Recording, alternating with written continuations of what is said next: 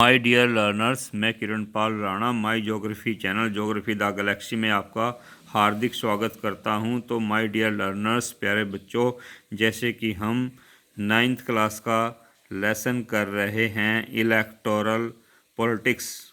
तो आज के इस लेसन में हम करेंगे what is our system of election, कि हमारे जो जनरल इलेक्शन होते हैं उनका क्या सिस्टम है, हमारे इलेक्शन कैसे संपन्न किए जाते हैं। तो इसमें देखिए कि हमारे देश में फेडरल सिस्टम है, संघवादी सरकार है, संघवाद के तरीके से यहाँ पर सरकार बनती है।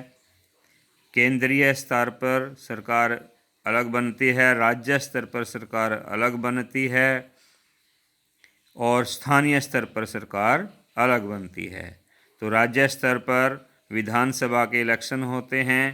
पूरे राज्य को इलेक्टोरल कॉन्स्टिट्यूंसी में बांट दिया जाता है।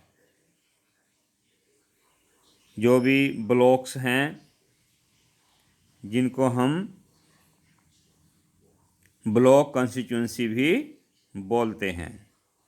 तो प्रत्येक कॉन्स्टिट्यूंसी से सभी पार्टियों के अलग अलग कैंडिडेट होते हैं।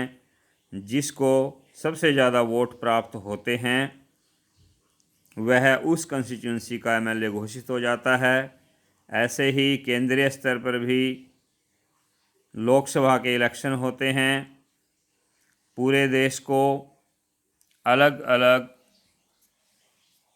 जिला स्तरीय या कई जिलों को मिलाकर एक केंद्रीय या कंट्री लेवल की कॉन्स्टिट्यूंसी में डिवाइड कर दिया जाता है। प्रत्येक कॉन्स्टिट्यूंसी से बहुत से नेता खड़े होते हैं, प्रत्येक पार्टी के नेता खड़े होते हैं। इसको बोलते हैं एमपी, मेंबर ऑफ पार्लियामेंट। तो इसमें प्रत्येक कॉन्स्टिट्यूंसी से एक एमपी, जिसको सबसे ज़्यादा वोट प्राप्त होते हैं, जिसको बहुमत प्राप्त होता है, वह उस कॉन्स्टिट्यूंसी का एमपी बन जाता है। ऐसे ही स्थानीय स्तर पर भी म्युनिसिपल कॉरपोरेशन, म्युनिसिपल कमेटी, ग्राम पंचायत, इनके भी इलेक्शन होते हैं। तो इस प्रकार से पूरे देश में फेडरल सिस्टम के अंतर्गत इलेक्शन करवाए जाते हैं। जो प्रत्येक 5 साल के बाद कार्यकाल नेताओं का पूरा होने के बाद जो इलेक्शन होते हैं उसे जनरल इलेक्शन कहते हैं। यदि बीच में किसी की डेथ हो जाती है या कोई रिजाइन कर देता है, किन्हीं कारणों से सीट खाली हो जाती है, तो उसे हम बाय इलेक्शन कहते हैं। तो माय डियर लर्नर्स, तो इलेक्शन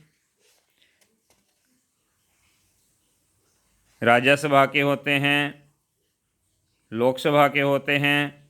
ऐसे ही राज्यों में विधानसभा और विधान परिषद होते हैं, लेकिन अधिकतर राज्यों में केवल विधानसभा के ही इलेक्शन होते हैं। लेकिन जो बड़े राज्य हैं उनमें विधान परिषद के भी इलेक्शन करवाए जाते हैं। तो अधिकतर राज्यों में भारत में केवल विधानसभा के ही इलेक्शन होते हैं। विधानसभा स्तर पर राज्यों की सरकार का निर्माण किया जाता है। केंद्रीय स्तर पर भारत में 543 एमपी चुने जाते हैं। यदि हरियाणा की बात करें तो हरियाणा में 90 ब्लॉक लेवल की कंस्टिट्यूंसी है, 90 एमएलए चुने जाते हैं। तो इन इलेक्शन को करवाने के लिए कुछ रिजर्व्ड कंस्टिट्यूंसी भी होती हैं, जैसे कि सोसाइटी के जो भी वीकर सेक्शन होते हैं, एससी, एसटी या फिर महिलाएं, जिनको समाज में असुरक्षित देखा जाता है, तो उनके लिए कुछ सीटें रिजर्व कर दी जाती हैं। तो इस प्रकार से इलेक्शन संपन्न करवाए जाते हैं। तो उसके लिए वोटर लिस्ट सबसे महत्वपूर्ण दस्तावेज होता है, जिसको हम इलेक्टोरल रोल भी कहते हैं।